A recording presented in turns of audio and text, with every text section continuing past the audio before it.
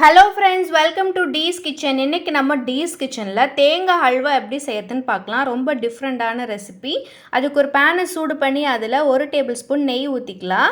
இதில் கொஞ்சம் முந்திரி பருப்பு போட்டு தாளித்து தனியாக ஃப்ரை பண்ணி எடுத்து வச்சுக்கலாம். வேணும்னா நம்ம இது கூட கொஞ்சம் பாதாம் பிஸ்தாலாம் கூட கட் பண்ணி போட்டுக்கலாம், நல்லாயிருக்கும். இப்போ நல்லா ப்ரௌனிஷ் ஆகிடுச்சு. இப்போ அதை நம்ம தனியாக எடுத்து வச்சிடலாம்.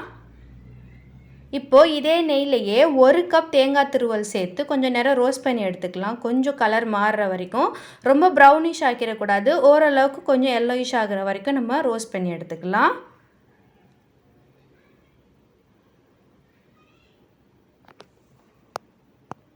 இப்போ நல்லா கரெக்டான பதத்துக்கு வந்துடுச்சு.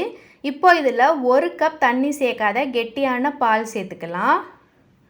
சேர்த்து இந்த பால்லையே இந்த தேங்காய் வெந்து இது நல்லா ரெடியூஸ் ஆகி வர்ற வரைக்கும் நம்ம நல்லா மீடியம் ஃப்ளேமில் வச்சு குக் பண்ணி எடுத்துக்கலாம். இப்போ இது கூட 1 டேபிள் ஸ்பூன் மைதா, அதில் கொஞ்சம் தண்ணி ஊற்றி கலந்து அதையும் இதில் லம்ஸ் இல்லாமல் சேர்த்துக்கலாம். மைதாவுக்கு பதிலாக கார்ன்ஃப்ளோர் கூட சேர்த்துக்கலாம், நல்லா தான் இருக்கும். இது கொஞ்சம் எக்ஸ்ட்ரா டேஸ்ட் கொடுக்கும் அண்ட் திக்னஸ் கொடுக்கும் இந்த அல்வாவுக்கு.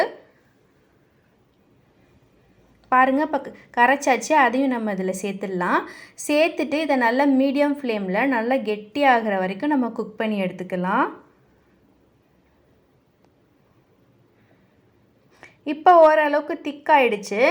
இப்போ இதில் 1/4 கப் அளவு சுகர் சேர்த்துக்கலாம். சுகருக்கு பதிலாக கண்டென்ஸ்டு மில்க் சேர்த்துக்கலாம், நல்லாயிருக்கும்.